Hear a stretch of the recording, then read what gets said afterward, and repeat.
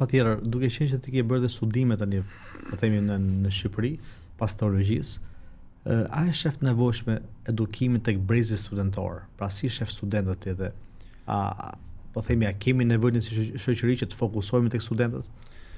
Patjetër që po, natyrshëm sistemi arsimor në Shqipëri për shkak edhe të qasjes ideologjike apo filozofike që ka sistemi materialist sot apo civilizimi materialist e ka shpesh dijen nga edukimi, edhe pse në origjinë e themi shkolla apo universiteti është vendi i edukimit dhe të arsimimit.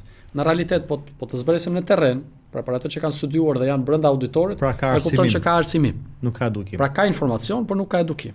Pra, unë kam studiuar për drejtësi, më ka mësuar universiteti se si ta kuptoj ligjin, kush janë procedurat, kush janë kodet, kush janë normat, kush janë hierarkitë po theme e burimeve të së drejtës, ku ta diun, gjithë elementin e së drejtës apo gjithë fushat që i trajton drejtësia, por ka munguar elementi edukimit shpirtëror dhe moral. Por mund të jem një jurist shumë i zotë në aspektin e kuptimit të teksteve apo të ligjeve, por në krahun tjetër mungon koncepti vleror. Pra me këtë që po thua ti, pra materializmi ka bërë që njeriu e ka zhvesh nga morali, e ka zhvesh nga vlerat. Por jemi të detyruar që apo më saktë të gjithë duhet kontribojnë për të edukuar brezënëri me alternativa të tjera në aktualitetin në cilin ne jemi. Siç është xhamia, siç janë qendrat, siç janë institucionet edukative të formatit të Katarit dhe të ngjashme me to, për të plotësuar këtë boshllok që fatkeqësisht institucionet arsimore nuk ta japin sot. Ju e besoni që duhet futur mësimi i besimit në shkolla? Ne fatkeqësisht jemi vendosur në një pozicion që të zgjedhjesh apo diçka që është e natyrshme duhet të jetë. Pra duhet të jetë patjetër. Nuk është arritje. Nuk është arritje të futet diçka e natyrshme. Pra është problematik mungesa e saj dhe është pra kemi të nevojshme si popull. Është edhe tregon edhe fatkeqësisht edhe çastin tonë dhe mendsinë tonë ndoshta edhe institucionale dhe politike, por në krahun tjetër është turp të mungojë diçka që është domosdoshmëri dhe natyrë për njeriu. Po patjetër. Pra ne kemi rënë dakord që të fusim lëndët matematik, fizik, inxhinieri, letërsi, ku ta diun se çfarë. Arsyeja kush është? Nevoja për njeriu. Nevoja sepse duhet të di matematikën, duhet të di inxhinieri, duhet të di artikulimin, duhet të di gjuhën, duhet të di letërsinë, ku ta diun se çfarë. Edhe elementi fetar, pra elementi i besimit, elementi i vlerave hyjnore është domosdoshmëri për njeriu. Prandaj edhe kjo duhet të jetë së zbën.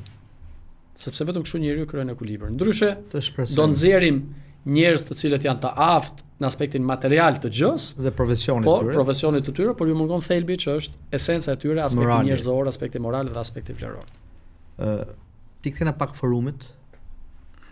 Ti je angazhuar në 2014-2016, 2 vjet. Dhe unë besoj që ka qenë nga vitet, po themi 2 vjeçari i parë, ka qenë i artë për forumin, kemi patur shumë aktivitete, kemi patur kampinjë dhe para. Çfarë do të veçohet ti në memorien tënde për 2 vjet? Diçka më të veçantë që ke bërë? Pra siç përmendë edhe ju, unë jam angazhuar te Katari 2014-2016. Ndoshta janë 2 elemente. Elementi i parë, ajo iniciativa e parë me një grup të vogël studentësh, duke qenë që ishte një eksperiment, po përdor këtë term, fillestar dhe me kalimin e kohës filloi të formsohet ideja e plot. Pra nuk është se kishim nga fillimi deri në fund një ide të plotë se ku do të përfundojmë. Pra ajo eksperjenca me studentët edhe me ekipin e vogël që kishim në fillim, ajo ishte hapi i parë që ka lënë ndikim tek unë, që më kanë ndihmuar pastaj edhe për çështjen e punës apo aktivitetet e angazhimit tim që vazhdoj të kem në ftesën islame, të punës në grup, të ndarjes së përgjegjësive, respektimit atyre që ndoshta janë edhe më të rinë edhe më të vegjël me pak eksperiencë, por që kanë disa gjëra të cilat ndoshta pala tjetër nuk i ka, por edhe kështu edhe rriten edhe brezat. Ky është elementi i parë që ka lënë ndikim jashtëzakonisht madh tek unë. Dhe elementi i dytë, projektet e para. Kanë qenë ndoshta ato projektet e para që kemi dalë në thojza në terren, që janë bërë festë e maturës, e pavarësisë së Katarit, festa e shtetit të Katarit, ku janë faktorizuar studentët tashmë. Eksakt. Që u idu akor, studentët morën përgjegjësi, gati gjithë organizimi u bë nga studentët, dhe kjo elementi i dytë apo gjë e dytë që ka lënë ndikim për të kuptuar që për një kohë të shkurtër, për shkak të punës mirë që ishte bërë me ata student kur ishin të vegjël nga hoxhallarët edhe edukatorët e tyre që gjej rasti që ti falenderoj dhe të bëj dua për ta që të japi Allahu bereqet, të cilët kanë qenë tek Katari, kishin edukuar një brez shumë të mirë dhe tashmë studentët ishin të gatshëm që të marrin përgjegjësi dhe për një kohë shumë të shkurtër ata gjithë energjinë pastaj filluan ta faktorizojnë në projekte. Pra tashmë ishin të aftë që të mbanin edhe përgjegjësi. Pra u testua përgjegjësia e tyre dhe gatishmëria e tyre për të bërë mirë dhe këto dyja kanë përshtypjen ka qenë dy elementet. Dhe i treti pastaj që si isha më prezent, apo nga 2016 mbasi u shkputa për arsye objektive, është suksesi i forumit në vazhdimsi që ka deri sot.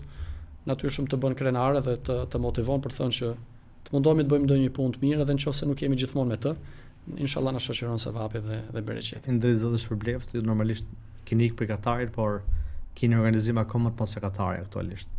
Me punën tuaj dhe Zoti ja pranon gjithë punën dhe angazhimin tuaj dhe inshallah nxjerrni breza me model të mirë, po themi ne jemi në një rrugë të përbashkët.